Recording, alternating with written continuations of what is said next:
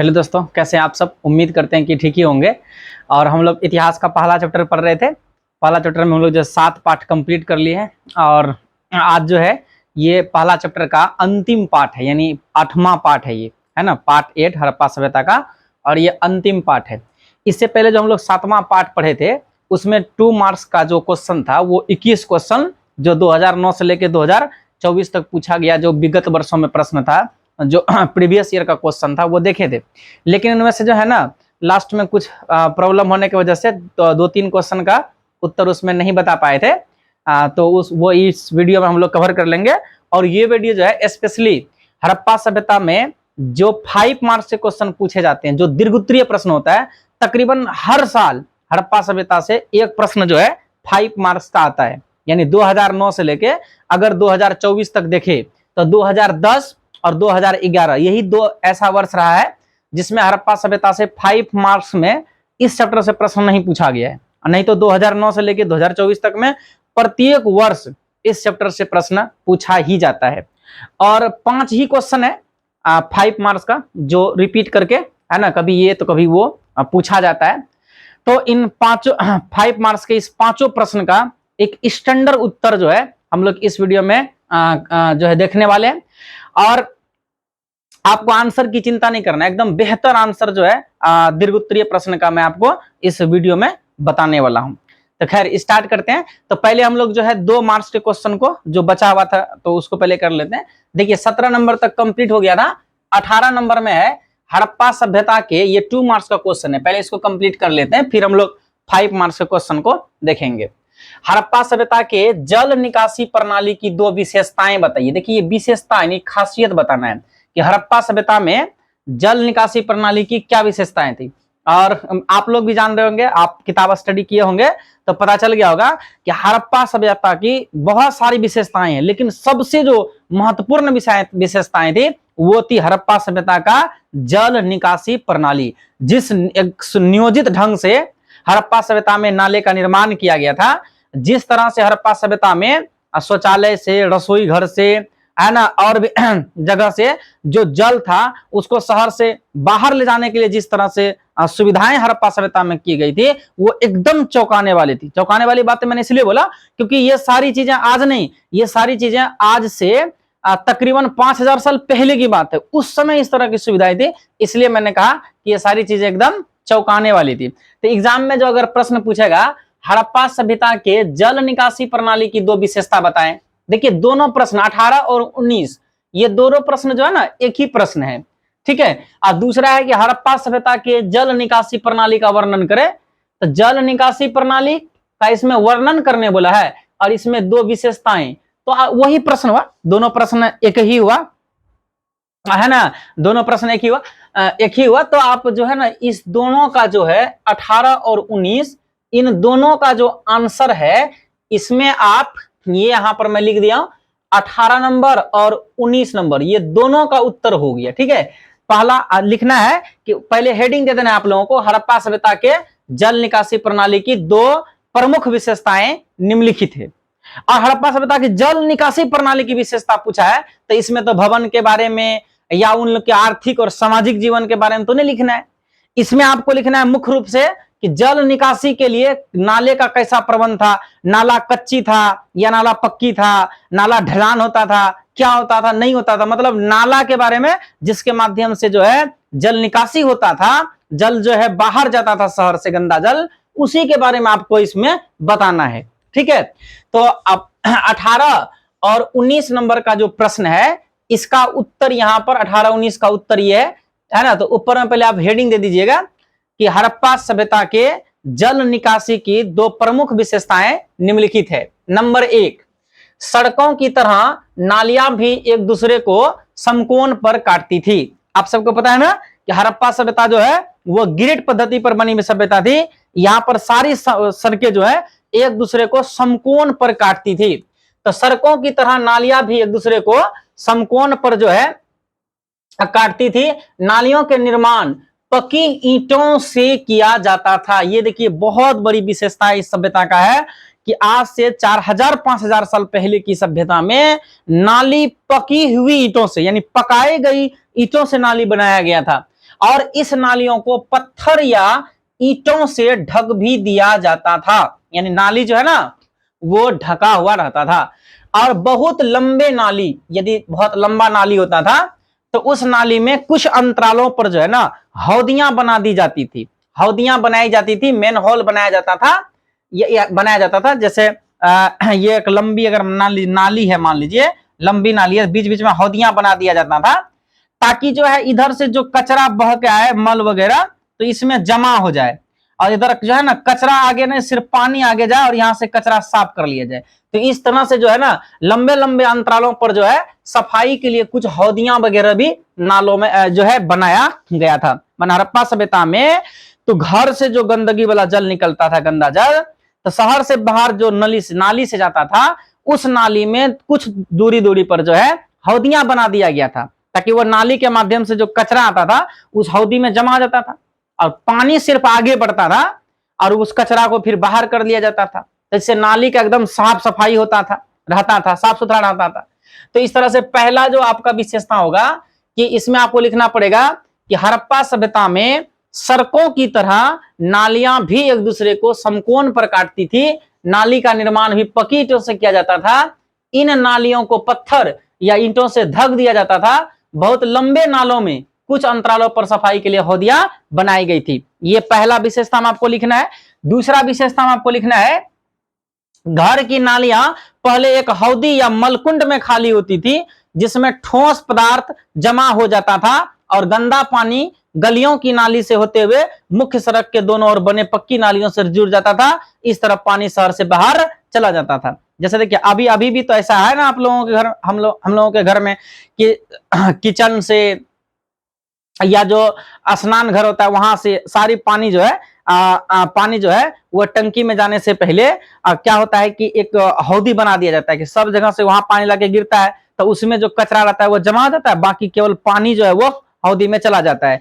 तो उसी प्रकार से उस समय भी क्या होता था कि घर की जो नालियां होती थी ना वो पहले एक हौद बना दिया जाता था, उस हौद में लाके गिरता था तो उसमें जितना कचरा मिट्टी वगैरह रहता था वो उसमें बैठ जाता था। केवल पानी जो है कि आगे आगे जो है वो गली वाली नाली में जाती थी और गली वाली नाली जो है वो फिर जाकर के जो सड़क के दोनों ओर मुख्य सड़क का जो मेन सड़क होता था उसके दोनों ओर जो नाली बना होता था उससे जाके मिल जाता था और फिर उसी के माध्यम से जो है कि गंदा पानी शहर से बाहर चला जाता था। तो ये था आपका जल निकासी प्रणाली की विशेषताएं, दो विशेषताएं, आप इसको लिख दीजिएगा, है ना। चलिए अब आगे बढ़ते हैं। 20 नंबर प्रश्न है हड़प्पा सभ्यता के किन्हीं दो विशेषताओं का उल्लेख करें। देखिए यहाँ पर हड़प्पा सभ्यता का विकास विशेषता का उल्लेख करने बोला है। एक होता है हड़प्पा सभ्यता के विशेषताओं का उल्लेख करें और एक होता है कि हड़प्पा सभ्यता के नगर योजना या नगर निर्माण की विशेषताओं का उल्लेख करें। दोनों में अंतर है। नगर निर्माण के बारे में पूछेगा तो उसका आंसर अलग होगा और उसके बाद वो आंसर वही होगा। और हड़प्पा सभ्यता की विशेषताएं पूछेगा तो इसका जो सोचने की तरीका जो आपको लिखने वक्त जो आप सोचिएगा आंसर को वो एकदम थोड़ा सा तो अलग होगा ही। तो खैर ये जो हड़प्पा सभ्यता की किन्हीं दो विशेषताओं का उल्लेख करें, आप यहां मैं लिखा हूं, आप इन दोनों को फिलहाल लिख लीजिए। अभी हम 5 नंबर में इस पर बहुत अच्छे से विस्तार से बात करने वाले हैं तो वहां में आपको जो है ये पूरी तरह से समझ में आ जाएगा। फिलहाल देखते हैं 20 नंबर का उत्तर है कि हड़प्पा सभ्यता के किन्हीं दो विशेषताओं का उल्लेख करें। आप यहां 20 नंबर में उत्तर देकर लिख दीजिएगा हड़प्पा सभ्यता की दो विशेषताएं निम्नलिखित है। नंबर 1, यह भारत की प्रथम सुनियोजित नगरीय सभ्यता थी। माना भारत देश में अब तक जो है अगर नगरीय सभ्यता की बात की जाए तो वो हड़प्पा में जिस तरह का जो नगर की वो जैसे अभिनगर होता है, अभिनगर में जितने चीज होते हैं इस तरह से जो है सारी व्यवस्थाएं जो है हड़प्पा में देखने को मिला। और ये भारत में जो है अगर पुरानी सभ्यताओं में देखे तो ये हड़प्पा में इस तरह का नगरीय सिस्टम देखने को मिला है। तो इसलिए यह भारत की जो है प्रथम सुनियोजित नगरीय सभ्यता थी। पहली विशेषता में आपको ये लिख देना है। और दूसरी विशेषता में सिंधु घाटी सभ्यता के नगरों की बनावट ग्रिड पद्धति पर थी। ग्रिड मतलब जाल पद्धति पर थी, के आधार पर थी। इसमें सड़कें एक दूसरे को समकोण पर काटती थी तथा नालियों का भी जाल बिछा हुआ था। फिलहाल अभी जो है ना आप ये दोनों पॉइंट को छाप लीजिएगा इस 20 नंबर के लिए। और हड़प्पा सभ्यता की और भी क्या क्या विशेषताएं हैं अभी इसी वीडियो में हम लोग 5 मार्क्स का जब क्वेश्चन नंबर 7 को हम लोग देखेंगे तो पूरी डिटेल से जो है हम लोग जो है यहाँ पर हड़प्पा सभ्यता के विशेषताओं के बारे में बात करने वाले हैं। तो आप लोग जो है ना ये दोनों छाप लीजिए, इसको जो है उतार लीजिए, और ये जो 2 नंबर वाला प्रॉब्लम है ये आपका कंप्लीट हो गया। माना जो पहले वीडियो में हम 17 2 नंबर का बताए थे उसमें 3 छूट गया था, तो वो तीनों यहाँ पर कंप्लीट हो गया। तो ये 20 क्वेश्चन तो अब कंप्लीट हो गया। अब जो है हम लोग इस वीडियो में 5 मार्क्स के क्वेश्चन पर बात करने वाले हैं। तो 2 मार्क्स का क्वेश्चन जो है आप लोग नोट कर लिए। अब हम लोग देखेंगे 5 मार्क्स का क्वेश्चन को। देखिए पहला प्रश्न है हड़प्पा सभ्यता के विस्तार की विवेचना करें। देखिए जो 5 मार्क्स का क्वेश्चन होता है ना ये बहुत रिपीट होता है। जैसे देखिए 2013 में, 2015 में और 2016 में ये 3 दफा जो है एग्जाम में ये प्रश्न पूछा हुआ है। और 5 ही तो प्रश्न है, दिखने से 7 लग रहा है लेकिन है 5 ही। अभी आपको पता चल जाएगा क्योंकि ये 5वां और 6वां नंबर का जो है ना क्वेश्चन एक ही है। तो हड़प्पा सभ्यता के विस्तार की विवेचना करें। विस्तार की विवेचना का मतलब जो है पूरब में कौन सा स्थल है, सबसे उत्तरी स्थल, सबसे दक्षिणी स्थल, सबसे पश्चिमी स्थल, उसका क्षेत्रफल, उसका आकार, है ना, और ये सारी चीजें, कितने स्थल कहाँ से मिले हैं, कौन कौन से देशों में जो है कि ये विस्तृत है, जैसे अफगानिस्तान में, पाकिस्तान में, भारत में हड़प्पा सभ्यता का स्थल मिले। ये सारी चीजें हड़प्पा सभ्यता के विस्तार में, और मैप वगैरह बनाना पड़ता है। तो इसका जो आंसर है ये मैं आप लोगों को पढ़ा चुका हूं। अगर आप लोग पढ़े होंगे तो याद होगा, या आपके कॉपी में नोट किए होंगे तो होगा।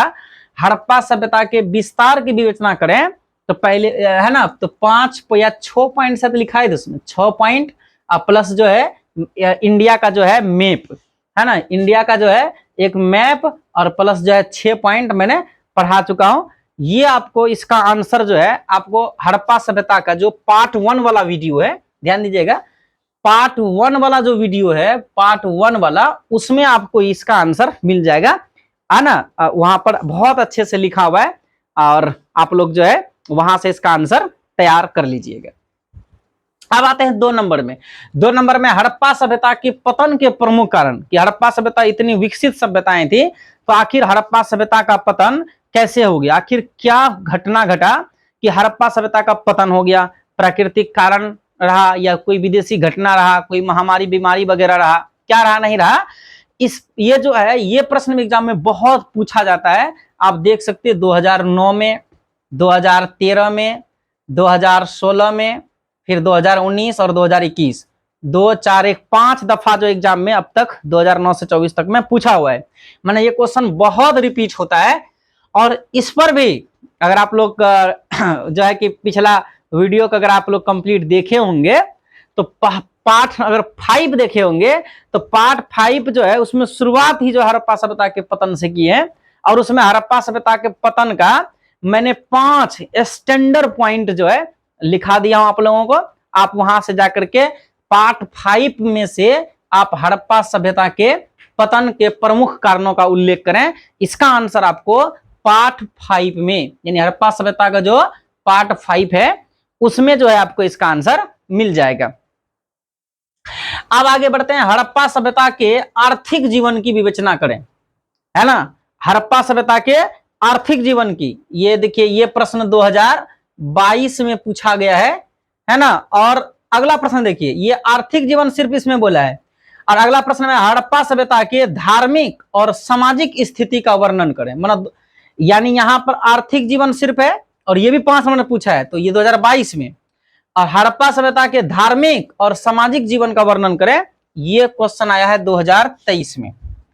इसका अच्छा, तो मैं आप लोगों को याद होगा आप लोगों को कि हड़प्पा सभ्यता का सामाजिक जीवन और हड़प्पा सभ्यता का धार्मिक जीवन और हड़प्पा सभ्यता का आर्थिक जीवन, ठीक है। जैसे यहां पर पूछा है हड़प्पा सभ्यता के आर्थिक जीवन, यहां धार्मिक और सामाजिक एक में पूछ लिया। 5 नंबर का पूछता है, कम से कम 5-6 पॉइंट तो आपको लिखना होता है। तो यहां धार्मिक और सामाजिक एक साथ है, तो अलग अलग भी पूछ सकता है कि सिर्फ धार्मिक जीवन का चर्चा करें या सिर्फ सामाजिक स्थिति का चर्चा करें, जैसे यहां सिर्फ आर्थिक जीवन का पूछा है इसलिए। और ये एग्जाम में जो है ये प्रश्न 2022 का और ये 2023 का आया हुआ है।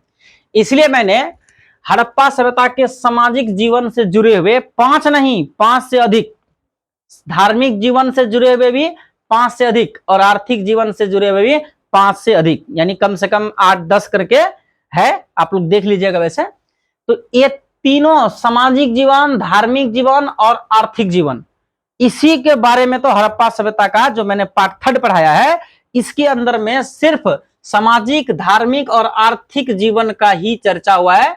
हड़प्पा सभ्यता का जो पार्ट 3 है, आप वहां से जाकर के इसका पूरा जानकारी प्राप्त कर सकते हैं कि हड़प्पा सभ्यता का सामाजिक जीवन कैसा था, धार्मिक जीवन कैसा था और आर्थिक जीवन कैसा था। जैसे एग्जाम में लिखना होता है, मैंने उसी तरह से बहुत बेहतरीन तरीके से समझाया हूं, तो थोड़ा सा उसको अच्छे से आप समझ करके और उसी को जो है उसी में से एक अच्छा स्टैंडर्ड आंसर आपको तैयार कर लेना है। ठीक है, अलग अलग कर लीजिएगा, सामाजिक जीवन भी, धार्मिक जीवन भी और आर्थिक जीवन भी। उसमें कई सारा पॉइंट है, कम से कम सामाजिक, आर्थिक, धार्मिक तीनों से 5-5 पॉइंट से थोड़ा ज्यादा ही आप पॉइंट को याद कर लीजिएगा। तो इस तरह से अगर हड़प्पा सभ्यता का आर्थिक जीवन की विवेचना करने हैं तो आपको इसका आंसर हड़प्पा सभ्यता के पार्ट 3 में मिलेगा। और हड़प्पा सभ्यता के धार्मिक और सामाजिक जीवन की स्थिति का चर्चा, इसका भी आंसर जो है आपको पार्ट 3 में मिलेगा। देखो, जैसे क्वेश्चन नंबर 3 है, यहां पर बोलता है कि हड़प्पा सभ्यता के आर्थिक जीवन की विवेचना करे, तो इसमें 5 नंबर का ये है, तो 5 पॉइंट या उससे लिखना पड़ेगा। लेकिन यहाँ धार्मिक और सामाजिक पूछा है, तो कुछ पॉइंट धार्मिक जीवन का और कुछ पॉइंट सामाजिक जीवन का, दोनों आपको लिखना होगा, है ना।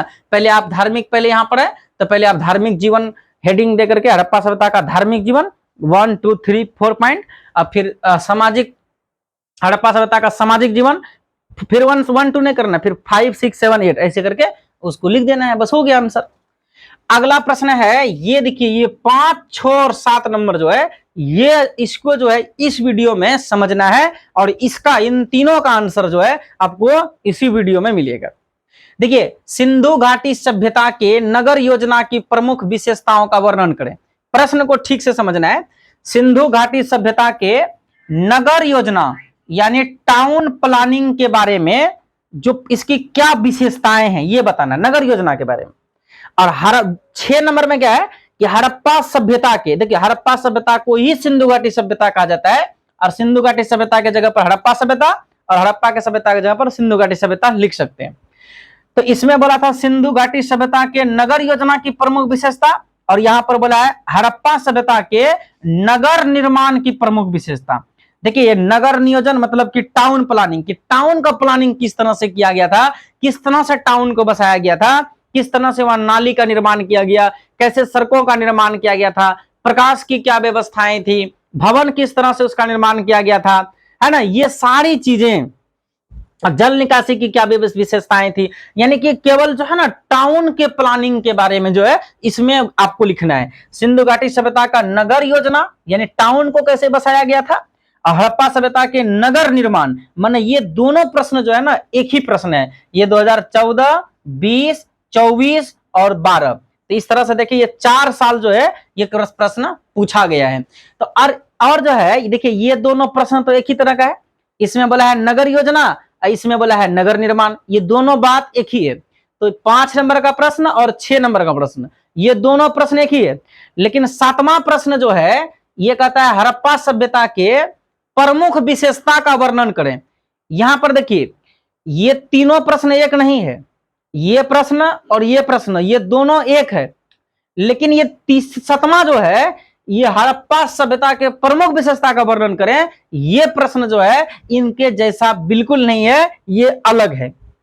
कैसे अलग है थोड़ा समझिएगा। देखिए इसमें आपको केवल टाउन प्लानिंग यानी कि हड़प्पा सभ्यता का नगर निर्माण कैसे हुआ था उसी के बारे में लिखना है। यहां पर आपका जो हाथ है वो बंधा हुआ रहेगा कि इसके अंदर सिर्फ आपको नगर के प्लानिंग के बारे में लिखना है।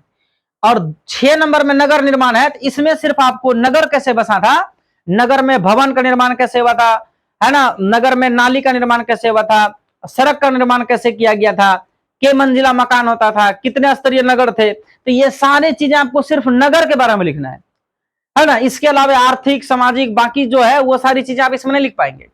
लेकिन यहां पर जो है 7वां नंबर प्रश्न में इसमें कहता है हड़प्पा सभ्यता के प्रमुख विशेषता, इसका मतलब है कि प्रमुख विशेषता, यहां ये नहीं बोला है कि नगर योजना के बारे में या नगर निर्माण के बारे में लिखना है।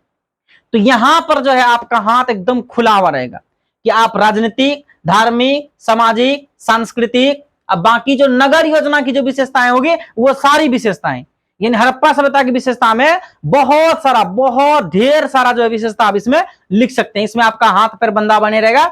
हड़प्पा सभ्यता से जुड़े हुए सारी जो खास खास बातें हैं वो आप हड़प्पा सभ्यता की प्रमुख विशेषताओं में लिख सकते हैं। लेकिन सिंधु घाटी सभ्यता का नगर योजना और हड़प्पा सभ्यता का नगर निर्माण योजना का प्रमुख विशेषता में आप सिंधु घाटी सभ्यता से संबंधित जुड़ी हुई सारी बातें नहीं लिख सकते। शायद आप लोगों को थोड़ा थोड़ा जो है ये समझ में बात आ गया होगा। खैर, इसका 5, 6 और 7 का आंसर क्या होगा, इनका आंसर पूरा करने से पहले इनको एक रफ तरीके से इसका आंसर को पहले समझते हैं, मतलब पहले दिमाग में इसको बैठाते हैं। आप देखो ये प्रश्न है ना, ये कितने बार ये प्रश्न एग्जाम में पूछा गया। ये प्रश्न भी 17 और 18 2 बार एग्जाम में पूछा गया है। बच्चा गलती क्या करता है कि इसमें रहता है नगर योजना, इसमें रहता है नगर निर्माण, तो ये अगर याद है तो इसमें वही आंसर लिखता है। फिर हड़प्पा सभ्यता का प्रमुख विशेषता में वही आंसर लिखता है। लेकिन आंसर ये भी सही होगा, लेकिन इसके अलावे जो इसमें नगर योजना में जो विशेषताएं होगी, ये विशेषताएं हड़प्पा सभ्यता के प्रमुख विशेषताओं में भी लिखाएगा, लेकिन इसके अलावे और भी इसमें आप लिख सकते हैं, है ना। वही जो है बहुत सारा बच्चा मिस्टेक कर जाता है। अब ध्यान दीजिएगा, इसको 5, 6 और 7 को अब पहले रफ तरीके से हम लोग समझते हैं। देखिए, अगर आपसे एग्जाम में ये पूछेगा कि सिंधु घाटी सभ्यता के नगर योजना की प्रमुख विशेषता का वर्णन करें या हड़प्पा सभ्यता के नगर निर्माण की प्रमुख विशेषता का वर्णन करें, तो ये दोनों जो है ये दोनों एक ही प्रश्न है, ये दोनों एक ही प्रश्न है और इसका एक ही उत्तर होगा। क्या उत्तर होगा, यहां देखिए, इसके अंदर जो आपको वर्णन करना पड़ेगा केवल नगर प्लानिंग के बारे में, नगर नियोजन के बारे में, कि हड़प्पा सभ्यता का सड़क कैसा था, कैसा यहाँ पर सड़क बना हुआ था, जल निकासी की व्यवस्थाएं क्या थी, भवन का निर्माण किस तरह से किया गया था, कितने स्तरीय नगर मिले हैं, नागरिक का प्रबंध कैसे किया गया था, कौन कौन से नगर के अंदर सामूहिक भवन वगैरह बनाया गया था। तो ये सारे पॉइंट का जो है चर्चा आप नगर प्लानिंग में, नगर नियोजन में और नगर निर्माण की विशेषताओं में लिख सकते हैं। बस इतना ही। एक पॉइंट आपका सड़क बन जाएगा कि हड़प्पा सभ्यता में सड़क जो है ग्रिड पद्धति पर बना हुआ था, सड़कें एक दूसरे को समकोण पर काटती थी, मिट्टी की बनी हुई सड़कें थी, है ना, अपने आप हवा बहता था तो सड़कें साफ हो जाती थी, जल निकासी व्यवस्था बहुत अति उत्तम व्यवस्थाएं थी, बहुत ही नियोजित इसकी व्यवस्थाएं थी, है ना। घर की नाली पहले मलकुंड में खाली होता था, अब फिर वो पानी जो है गंदा पानी गली के नाले से होते हुए मुख्य सड़क के दोनों ओर बने हुए पक्की ईंटों की जो नाली थी उससे होते हुए शहर से बाहर चले जाता था। भवन निर्माण में कि भवन ईंटों का, पक्की ईंटों का बनता था, ईंट एक माप का होता था, और फिर जो है घर में आंगन होता था, चारों ओर कमरे हुआ करते थे, घर में स्नान घर होता था, कुआं होता था, शौचालय होता था। तो ये सारी बातें। और हड़प्पा सभ्यता में 2 स्तरीय नगर देखने को मिला कि ऊंचा पर एक नीचे में। तो ये सारी चीजें, और जो है कि हड़प्पा सभ्यता में निपुण नागरिक प्रबंध था, पहरे का उचित प्रबंध था, भट्टी को शहर से बाहर बनाया जाता था, प्रकाश की उचित व्यवस्थाएं की गई थी, और शहर के चारों ओर जो है खाई का निर्माण कर दिया गया था ताकि बाहरी लोग आक्रमण करेगा तो शहर में आ नहीं पाएगा। चारों तरफ खाई बना दिया था, एक गड्ढा सा बना दिया था कि बाहरी लोग जो आक्रमण शहर पर डायरेक्ट न कर सके। तो और शहर के अंदर बहुत सारे सामूहिक भवन जैसे विशाल स्नानागार, अन्नागार, सामूहिक सभागार, जिसमें कि बहुत सारे लोग बैठ करके किसी मुद्दों पर विचार कर सके। तो ये सारी बातें जो है आप ये नगर नियोजन की विशेषताओं में लिख सकते हैं। ये सारा पॉइंट नगर नियोजन की विशेषताओं में बनेगा। इसका मतलब है ये जो 5 नंबर और 6 नंबर का क्वेश्चन है, इसका अगर आपको आंसर लिखना है तो उसमें आप ये सारा पॉइंट का जो है वर्णन कर सकते हैं। लेकिन इसके अलावा अगर ऐसा प्रश्न रहे कि हड़प्पा सभ्यता की विशेषता बताइए, तब जो है आपका हाथ खुल जाएगा। आप ये भी लिख सकते हैं कि हड़प्पा सभ्यता जो है वो एक मातृसत्तात्मक सभ्यता थी, क्योंकि हड़प्पा सभ्यता की खुदाई में खुदाई से जो है बहुत सारे नारी की मूर्ति मिला है, नर्तकी की मूर्ति मिला है, स्त्री की मृण मूर्ति मिला है, मिट्टियों की मूर्ति मिला है, जिससे प्राविदों का अनुमान है कि हड़प्पा सभ्यता मातृसत्तात्मक सभ्यता रहा होगा, है ना। तो ये जो है एक मातृसत्तात्मक सभ्यता थी, ये भी एक हड़प्पा सभ्यता की विशेषता बनेगा। हड़प्पा सभ्यता के लोग जो है, हड़प्पा सभ्यता के लोग भोजन शाकाहारी और मांसाहारी दोनों तरह के भोजन करते थे। शाकाहारी में अनाज की बनी वस्तुएं जैसे रोटी, है ना, पराठा, चावल, ये सारी चीजें, फल और सब्जी, और मांसाहारी में मांस और मछली प्रमुख हुआ करता था। हड़प्पा सभ्यता के लोग आभूषण के प्रेमी थे, क्योंकि हड़प्पा सभ्यता में जो सबको दफनाया हुआ मिला है उसमें स्त्री और पुरुष दोनों के कब्र से आभूषण प्राप्त हुआ है, तो ऐसा अनुमान है कि वे लोग आभूषण प्रेमी थे। हड़प्पा सभ्यता में नारी मूर्ति और पुरुष देवता की पूजा का प्रमाण मिला है। हड़प्पा सभ्यता आदि ऐतिहासिक सभ्यता है, ये भी इसकी एक विशेषता है। ऐतिहासिक का मतलब है हड़प्पा सभ्यता में खुदाई के बाद जो चीजें मिला है उसमें लिखा हुआ तो चीजें मिला हुआ है, लेकिन क्या लिखा हुआ है, कौन से लिपि में लिखा हुआ है, आज तक उसको कोई पढ़ ही नहीं पाया है। तो इसलिए इस हड़प्पा सभ्यता को आदि ऐतिहासिक सभ्यता कहा जाता है, ये भी इसकी एक विशेषताएं हैं। हड़प्पा सभ्यता कांस्य युगीन सभ्यता है। आपको पता होगा कि हड़प्पा सभ्यता के लोगों को लोहे का ज्ञान नहीं था, तो हड़प्पा सभ्यता का लोग लकड़ी, पत्थर और कांसे से बने सामानों से जो है सामानों का औजार बनाते थे, उससे कृषि कार्य करते थे, उनको लोहे का ज्ञान नहीं था। तो हड़प्पा सभ्यता एक तरह से क्या हो गया, कांसे का अधिकाधिक उपयोग होता था, इसलिए हड़प्पा सभ्यता एक कांस्ययुगीन सभ्यता थी। ये हड़प्पा सभ्यता की विशेषताएं हो गया। हड़प्पा सभ्यता में देखिए आप लोथल से बंदरगाह का प्रमाण मिला है कि बाहर से व्यापार वगैरह होता था, तो व्यापार भी जो हड़प्पा सभ्यता एक व्यापार प्रधान सभ्यता थी। हड़प्पा सभ्यता में कहीं से भी युद्ध के साक्ष्य नहीं प्राप्त हुए हैं, इससे अनुमान है कि हड़प्पा सभ्यता एक शांति प्रिय सभ्यता थी, ये भी इसकी एक विशेषता हो जाएगा। हड़प्पा सभ्यता में बहुत सारे जगह पर से जो है सूती कपड़ा के कपास के भी अवशेष प्राप्त हुए, कपास प्राप्त हुए, इससे अनुमान है कि हड़प्पा सभ्यता के लोग सूती वस्त्र पहनते थे। ये इसकी एक विशेषता, एक खासियत है कि आज से 5000 साल पहले जो है वे लोग सूती कपड़ा का प्रयोग करते थे। हड़प्पा सभ्यता के लोग मनोरंजन के लिए शिकार करते थे, है ना, दो जानवरों को लड़ाने का काम करता था, नृत्य, संगीत, ये सारी चीजें जो है इसका मनोरंजन का एक साधन था। हड़प्पा सभ्यता में पीने के लिए लोग कुआं खुदवाते थे, जैसे मोहनजोदड़ो से तकरीबन 700 कुआं मिला है, तो ये भी एक विशेषताएं थी। हड़प्पा सभ्यता में शौचालय की व्यवस्था थी, जिस तरह से आज आधुनिक काल में हड़प्पा सभ्यता में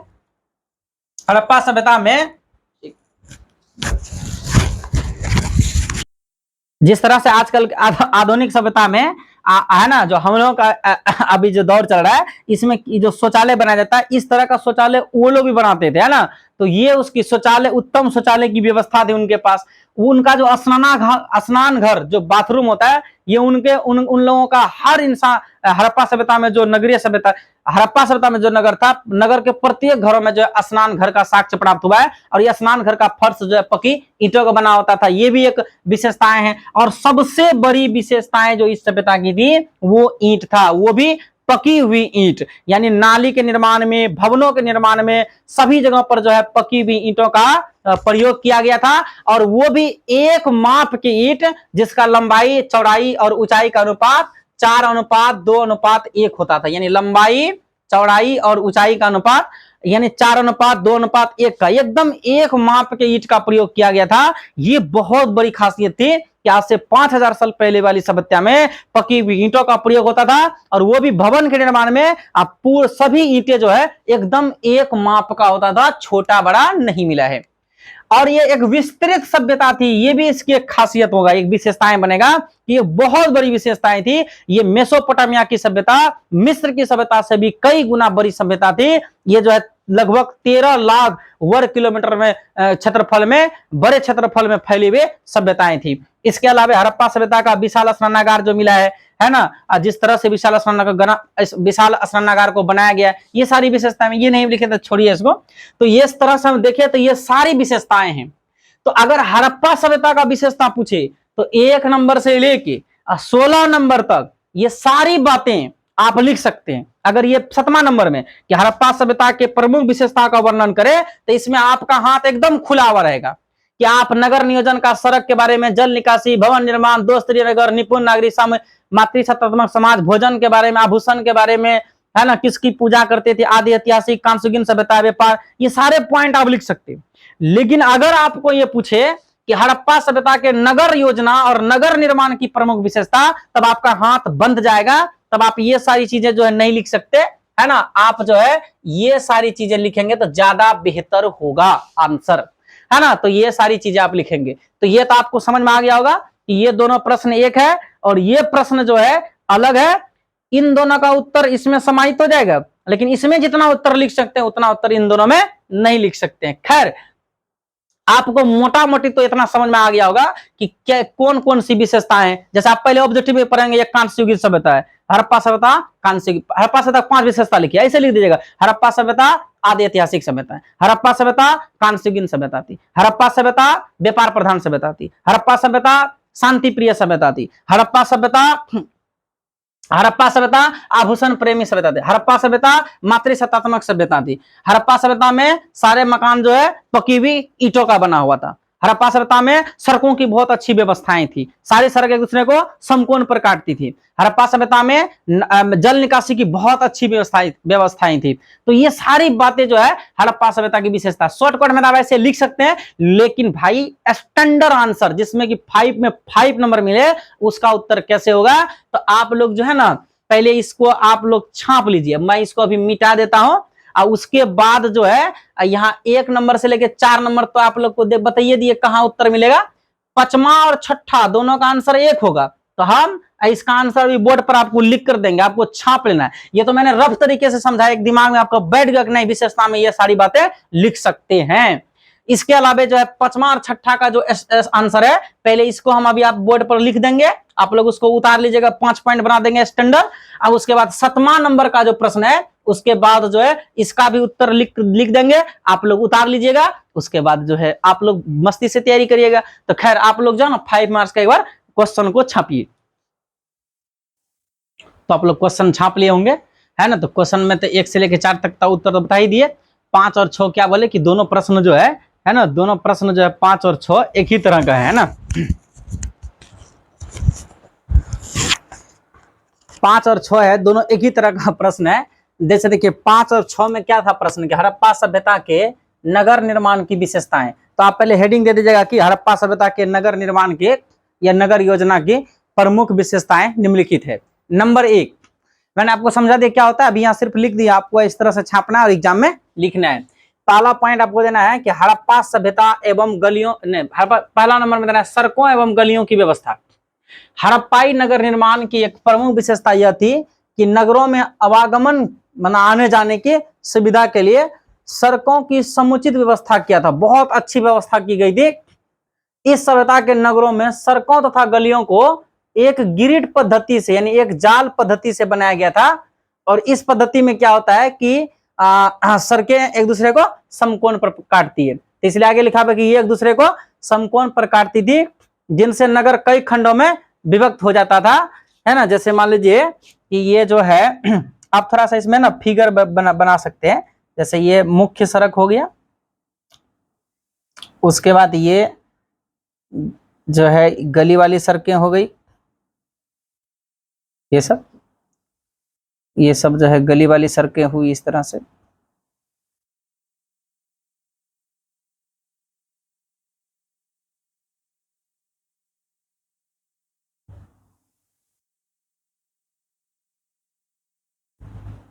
फिर जो है ये ऐसे भी सड़क होता था, ये गली वाली इस तरह से एकदम।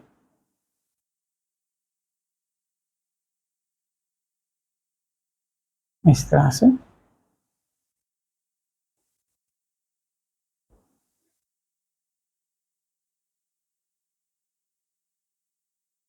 ये मेन सड़क हो गया। उसके बाद ये सड़क होता था, फिर ये वाला गली होता था। घर जो है ना, ये सब में जो है, ये सब में घर हुआ करता था, ये सब में जो है घर होता था, ये सब में जो है, ये सब में घर होता था।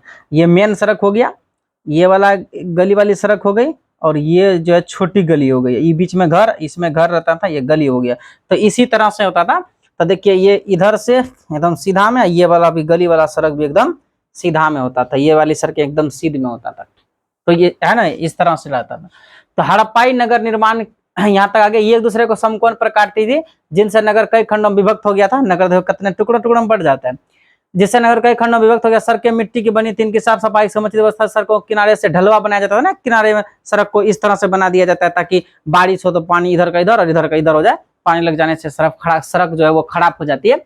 सड़कों को किनारे से ढलवा बनाया गया था, जिससे सड़क पर पानी न जमाव न हो सके।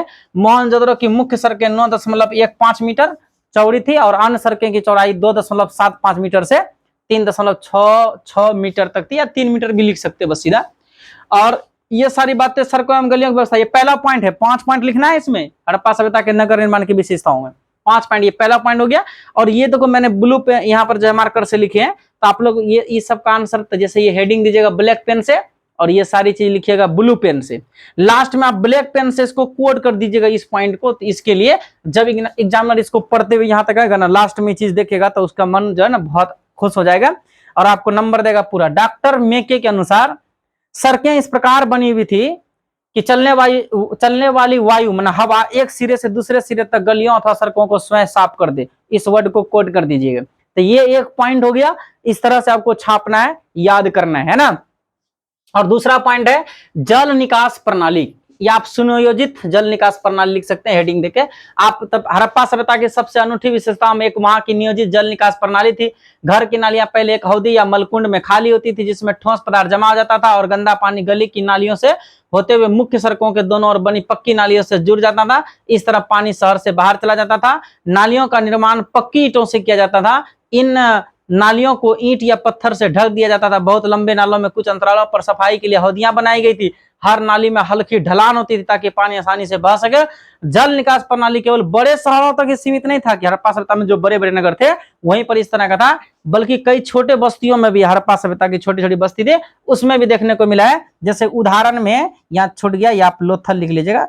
उदाहरण में लोथल में जो है आवास का निर्माण, घर का निर्माण कच्ची ईंट से मिला है, कि कच्ची ईंटों का बना हुआ घर मिला है, लेकिन नाली का निर्माण जो है वो पकी हुई ईंटों का मिला है। तो ये पॉइंट जो है, ये 2 पॉइंट हो गया आपका, है ना। इन दोनों को छाप लीजिएगा। इसको कम समझाए क्योंकि इससे पहले जो है पार्ट 2 का जो है आप वो वीडियो देखे होंगे पार्ट 2, तो उसमें ये सब चीजें बहुत बेहतरीन तरीके से हम समझा चुके हैं। आप वहां जाकर के इसको समझ सकते हैं, है ना, खूब अच्छे से।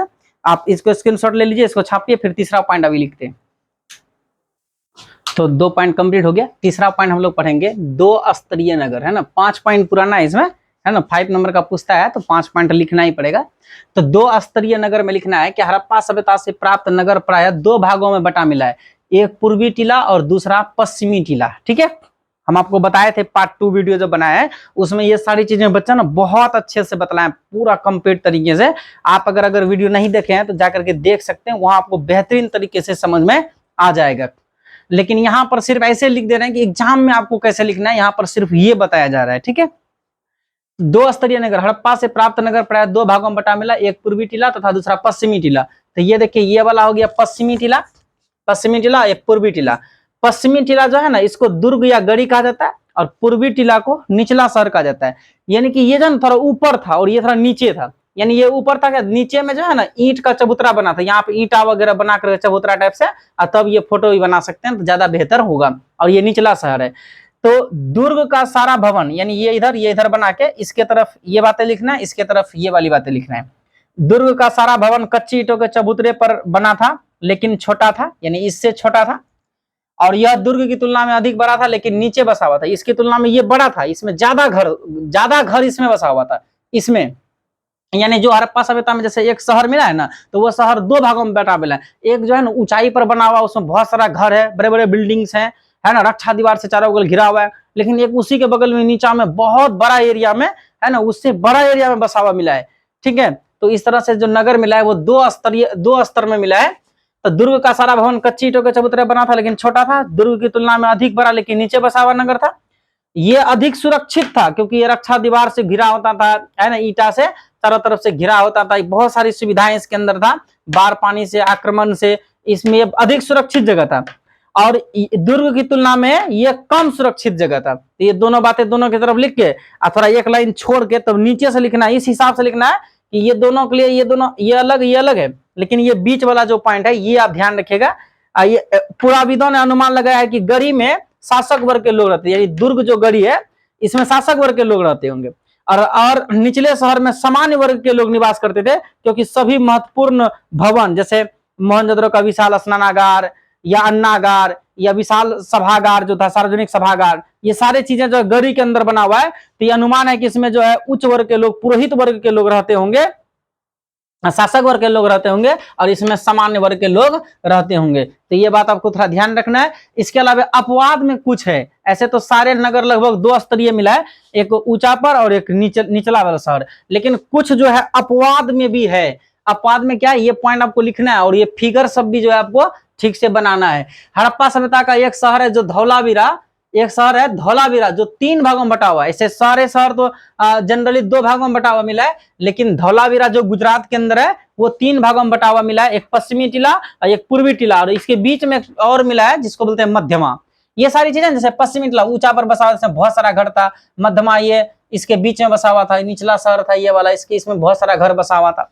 लोथल और सुरकोटदा में दुर्ग और निचला शहर एक ही रक्षा दीवार से घिरे होने का साक्ष्य मिला है। यानी कहता है लोथल और सुरकोटदा है ना, ये जो गुजरात के अंदर है, इसमें दुर्ग माना ऊंचा वाला शहर और निचला शहर दोनों को एक ही रक्षा दीवार से, ये ईंटों से एक ही साथ से जो है घेरा हुआ मिला है। तो ये रक्षा दीवार दी है ना, आप इस तरह से देखिए, यहाँ रक्षा दीवार लिख दीजिएगा। चनौदरों में दोनों टीलों में कोई रक्षा दीवार नहीं है, न पश्चिमी टीला में न पूर्वी टीला में। तो ये आपका जो है 3 पॉइंट कंप्लीट हुआ है ना, 3 पॉइंट कंप्लीट हुआ। टोटल हम लोग कितने पॉइंट लिखना है, 5, 2 अभी और पॉइंट बाकी है ना, इसको छापिए और चौथा पॉइंट लिखते हैं। तो 3 पॉइंट कंप्लीट हो गया। चौथा पॉइंट जो है आप लोग ये नोट करिएगा, भवन निर्माण या गृह स्थापत्य है ना, चौथा पॉइंट है। ठीक है, 5 पॉइंट बोले ना, 5 पॉइंट आपको लिखना है, ये चौथा पॉइंट है। तो हड़प्पा सभ्यता में भवनों का निर्माण सुनिश्चित योजना अनुसार किया गया था। नगरों के घर आमतौर पर 1 या 2 मंजिला होता था, प्रत्येक घर के मध्य में एक बड़ा आंगन होता था। ये सिंपल बातें आप पढ़ोगे ना तो आपको एकदम समझ में आएगा। पूरा सिस्टम से मैं इसको है ना सजाया हूं, मैं पूरा कोशिश किया हूं कि एक बेहतरीन आंसर है ना कि प्रश्न का बनाया जाए। तो एकदम पूरा सिस्टम सजा हुआ, आप याद करिएगा तो बहुत बेहतरीन तरीके से आपको याद हो भी जाएगा। 2 मंजिला होता था, प्रत्येक घर के मध्य में एक बड़ा आंगन होता था जिसके चारों ओर कमरे बनाए जाते थे। संभवतः आंगन खाना पकाने और सूत कताई करने जैसे गतिविधियों का केंद्र था। हर घर में ईंटों के फर्श से बनाया गया स्नान घर होता था जिसकी नालियां दीवार के माध्यम से सड़क की नाली से जुड़ी होती थी। इसके अलावा घर में शौचालय, रसोई घर, कुआं इत्यादि की व्यवस्था थी। कुछ घरों में दूसरे तल या छत पर जाने के लिए सीढ़ियां के अवशेष मिले। भूमि तल पर बने दीवारों में खिड़की नहीं होती थी। इसके अलावा शायद खिड़की इसलिए नहीं होता था कि धूल वगैरह से बचने के लिए। इसके अलावा मुख्य द्वार से आंगन का सीधा अवलोकन नहीं होता था, मेन गेट से कोई आएगा तो सीधा आंगन नहीं दिखता था, आगे में एक दीवार दे दिया जाता था गेट पर। मकानों में सामान्यतः एक ही अनुपात की पकाई गई ईंटों का व्यवहार किया जाता था। ये सारे आप जो इसमें लिख सकते हैं, और इसमें जो है ना एक नीचे में आप फिगर भी बना सकते हो है ना, कि इस तरह से जो है एक जो है कि घर बना दीजिएगा। अच्छा, ये जो कमरा हो गया, ये कमरा इस तरह से, इधर से भी कमरा, इधर से भी कमरा हो गया, इधर से भी कमरा, और ये जो है मेन गेट होता था, और ये आपका नाली वाला है, मेन गेट हो गया। मेन गेट में यहाँ पर जो है आपका दीवार रहता था, सीधा अवलोकन नहीं होता था। और ये आंगन में यहाँ पर जो है ये शौचालय होता था, इसी से लगा हुआ स्नानागार होता है। और शौचालय से पाइप लगा करके और स्नानागार से जो इस तरह से फोटो यहाँ नाला में ला दीजिएगा। तो इस तरह से ये जो है ये सारे जो है कमरे हो गए चारों तरफ से। आंगन में शौचालय और स्नानागार जो है ये दोनों पास में होता था। इधर से ये नाली में ये पानी आ जाता था इसका, और उसके बाद जो है कि मेन गेट पर ये यहाँ पर जो है एक दीवार रहता था। तो इस तरह से आप एक जो है ना इसको पढ़ करके एक फोटो भी आप छोटा सा बना सकते हैं यहाँ पर। उसके बाद 5वें नंबर पर है निपुण नागरिक प्रबंध। प्राप्त साक्ष्यों के आधार पर यह अनुमान है कि नगरों में हर प्रकार का प्रबंध, यानी जो साक्ष्य वगैरह मिला है उसके आधार पर यह पता है कि नगर इतना अगर सुनियोजित था, इतना बहुत अच्छा सिस्टम था, तो इसके लिए कुछ जो है नागरिक प्रबंध भी बहुत अच्छे किए गए होंगे कि आवश्यकताओं और सुविधाओं को ध्यान में रखकर किया जाता था। नगरों में अच्छी नालियों के अलावा गलियों में प्रकाश की भी उचित प्रबंध किया जाता था। बर्तन पकाने वाली भट्टी नगर से बाहर होता था, यानी बर्तन पकाने में धुआं वगैरह होता है ना, तो ऐसा है कि बर्तन पकाने वाली भट्टी जो ना शहर के अंदर एक भी न था, जो भी मिल था वो नगर से बाहर होता था। रात को नागरिकों की रक्षा के लिए पहरे का भी उचित प्रबंध था। कोई व्यक्ति अपने घर का कूड़ा नाली या गली में नहीं फेंकता था, कूड़ा कूड़ेदान में या तो नगर से बाहर गड्ढा में डाला जाता था। किसी का मकान भी निश्चित सीमा से आगे पीछे नहीं बना था, एकदम रोड से एक सीध में बना हुआ है 90 डिग्री पर काटती हुई, और बगल बगल जो मकान बनता था, किसी का घर भी थोड़ा सा भी आगे पीछे नहीं होता था, एकदम बराबर बनाया जाता था। और हमलावरों से सुरक्षा के नगर के चारों ओर खाइयां भी बनाई गई थी, यानी हमलावर जो है आक्रमण करेगा, आक्रमणकारी लोग, तो नगर के चारों तरफ जो खाई यानी गड्ढा बना देता था ताकि हमलावर जो हमला न कर सके। तो ये जो है कि हड़प्पा 5 और 6 नंबर का जो उत्तर है, 5 और 6 नंबर का जो प्रश्न था उसका उत्तर कि हड़प्पा सभ्यता के नगर निर्माण की विशेषता, तो यहाँ पर ये पांचों पॉइंट कंप्लीट हुआ। इसके अलावा जो है ना, आप पानी पीने का प्रबंध, 6 नंबर में पानी पीने का प्रबंध, इसमें कुआं वगैरह चर्चा, और 7 नंबर में पर्सनली ईंट का भी चर्चा आप जो है हड़प्पा सभ्यता के नगर निर्माण में कर सकते हैं। तो ये जो है 5 और 6 नंबर का क्वेश्चन कंप्लीट हुआ। अब एक क्वेश्चन बच गया कौन, 7 नंबर का। तो ये 5 पॉइंट तो इसका कंप्लीट हो गया ना, 5 और 6 का, पांचों पॉइंट आपको लिखना है। अब 7 नंबर क्वेश्चन सिर्फ बचा, अब उसका आंसर हम लोग देख लेंगे, है ना, तब ये वीडियो कंप्लीट हो जाएगा। तो मिटाते हैं ये। तो हम लोग लास्ट प्रश्न देखेंगे, 7वां नंबर का क्वेश्चन कि हड़प्पा सभ्यता की प्रमुख विशेषताएं। मैंने क्या कहा था, देखो जो हड़प्पा सभ्यता का नगर निर्माण योजना में जो विशेषताएं लिखे ना, वो आप हड़प्पा सभ्यता का प्रमुख विशेषता में लिख सकते हैं। लेकिन नगर निर्माण योजना में केवल नगर निर्माण के बारे में मैंने अभी आपको पीछे समझाया इसी वीडियो में, तो लेकिन हड़प्पा सभ्यता की प्रमुख विशेषताओं में आप ये सारी पॉइंट जो है लिख सकते हैं। यानी इसमें आर्थिक की भी कुछ, आर्थिक, सामाजिक, राजनीतिक, धार्मिक, हर तरह की चीजें आप इसमें लिख सकते हैं। जैसे यहाँ देखिए पहला नंबर में क्या है, आप हेडिंग दे दीजिएगा, हड़प्पा सभ्यता का प्रमुख विशेषताएं निम्नलिखित है। यह भारत की प्रमुख सुनियोजित नगरीय सभ्यता थी, पहला पॉइंट में लिख देना है। दूसरा पॉइंट, हड़प्पा सभ्यता की एक प्रमुख विशेषता यह थी कि नगरों में आवागमन यानी आने जाने की सुविधा के लिए सड़कों का समुचित व्यवस्था की गई थी। इस सभ्यता के नगरों में सड़कों तथा गलियों को ग्रिड पद्धति में बनाया गया था, ये एक दूसरे को समकोण पर काटती थी। सड़कों के सफाई की समुचित व्यवस्था था और सड़कों को किनारे से ढलवा बनाया जाता था ताकि पानी का जमाव न हो सके। यह आपका पहला, दूसरा विशेषता हो गई। और तीसरी विशेषता दे, हड़प्पा सभ्यता की सबसे अनूठी विशेषताओं में से एक वहां की नियोजित जल निकास प्रणाली थी। घर की नालियां पहले एक हौदी या मलकुंड में खाली होता था, जिसमें ठोस पदार्थ जमा हो जाता था और गंदा पानी गली की नालियों से होते हुए मुख्य सड़क के दोनों ओर बनी पक्की नालियों से जुड़ जाता था। इस तरह से पानी शहर के बाहर चला जाता था। चौथा पॉइंट है, हड़प्पा सभ्यता में भवनों का निर्माण सुनिश्चित योजना अनुसार किया गया था। मकान में सामान्यतः एक ही अनुपात की पकाई गई ईंटों का व्यवहार किया जाता था। भूमि तल पर बने दीवारों में खिड़कियां नहीं होती थी। इसके अलावा मुख्य द्वार से आंगन का सीधा अवलोकन नहीं होता था। 4 पॉइंट कंप्लीट हुआ। 5वां, सिंधु घाटी सभ्यता के लोग कला एवं संस्कृति में निपुण थे। वहां के लोगों को मूर्ति कला, बर्तन कला, धातु कला, चित्रकला, माप तौल, भवन निर्माण आदि कलाओं का ज्ञान था। उपलब्ध साक्ष्यों के आधार पर यह कहा जा सकता है कि सिंधुवासी कला प्रेमी थे। हम लोग देखे थे ना कि जो सिंधु घाटी सभ्यता, वहां पर मूर्ति कला, जैसे कांसे की नर्तकी की मूर्ति मोहनजोदड़ो से प्राप्त हुआ। बर्तन कला, मिट्टी का बहुत सारा बर्तन प्राप्त हुआ है। धातु कला की तांबा और टीन मिलाने से कांसा बनाने का जो है उनको कला आता था। चित्रकला, मोहरों पर देखे थे कि बहुत सारा चित्र वगैरह बना हुआ था। माप तौल देखे थे कि एक ही माप तौल का बाट बटखरे का प्रयोग किया जाता था। भवन निर्माण की, भवन का किस तरह से, है ना, नियोजित ढंग से जो भवन का निर्माण कराया था। तो इसे पता चलता है कि सिंधु घाटी सभ्यता के लोग कला और संस्कृति के बड़ा प्रेमी थे। तो ये सारी साक्ष्यों के आधार पर हम कह सकते हैं कि सिंधुवासी जो है कला प्रेमी थे। 6वां नंबर, सिंधु घाटी सभ्यता एक आद्य ऐतिहासिक सभ्यता है। आद्य ऐतिहासिक सभ्यता का तात्पर्य है कि सभ्यता का लिखित जानकारी तो मिला है, लेकिन अभी तक इस लिपि को पढ़ा नहीं जा सका है।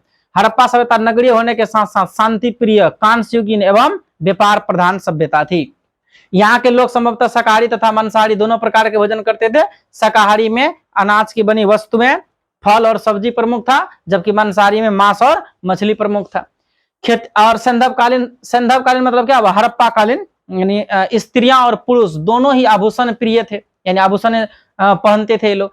खेती करने के लिए संदर्भवासी पत्थर, लकड़ी और कांसे से बने औजार का इस्तेमाल करते थे, क्योंकि इन्हें लोहे का ज्ञान नहीं था। ये भी हड़प्पा सभ्यता की विशेषताएं हैं। संदर्भ समाज मातृसत्तात्मक समाज थी, क्योंकि बहुत सारी संख्या में यहाँ पर जो है मृण मूर्तियां देखने को मिला स्त्रियों का, इसलिए ऐसा अनुमान है कि संदर्भ समाज जो मातृसत्तात्मक समाज थी।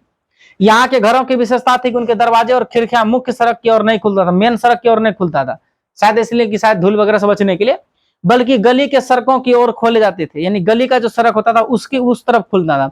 लेकिन लोथल एक ऐसा स्थल है अपवाद में जहां घरों के मुख्य दरवाजे सड़क की ओर खुला हुआ मिला है।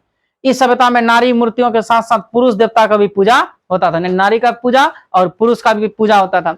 इस प्रकार अगर हम देखें तो ये सब हड़प्पा सभ्यता की प्रमुख विशेषता। ये तो अंतिम वीडियो 8वां वीडियो है, इससे पहले मैंने 7 कंप्लीट बनाया, अगर उसको आप देखे होंगे तो ये आपको समझने में बहुत ज्यादा दिक्कत नहीं होगा, इसलिए मैंने इसको ज्यादा समझाने में समय व्यर्थ यानी बेकार भी नहीं किया।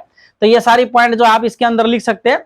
और हड़प्पा सभ्यता के जो नगर नियोजन में हम लोग 5 पॉइंट पढ़े ना, वो भी हड़प्पा सभ्यता की विशेषताओं में आएगा, लेकिन अभी इस तरह से भी इसका आंसर को आप लिख सकते हैं।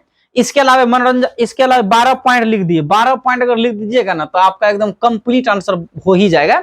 इसके अलावा और अगर आप लिखना चाहते हैं लिख सकते हैं कि हड़प्पा सभ्यता के लोगों का जो मनोरंजन का साधन था वो था जानवरों का शिकार करना, मछली पकड़ना, पक्षियों की लड़ाई देखना, नृत्य, संगीत, है ना, ये सब जो हड़प्पा सभ्यता के लोगों का मनोरंजन का मुख्य साधन था। ये भी लिख सकते हैं, नहीं भी लिखे तो खैर इतना 12 पॉइंट जो है ये काफी है। यहाँ पर हड़प्पा सभ्यता का जो है ये चैप्टर जो है कंप्लीट खत्म हुआ। अब हम लोग दूसरा चैप्टर में, है ना, प्रवेश करेंगे। और आप लोग उम्मीद करते हैं कि 8वां वीडियो को आप लोग कंप्लीट देख करके आप इसको छाप करके इसको खूब अच्छे से याद कर लीजिएगा।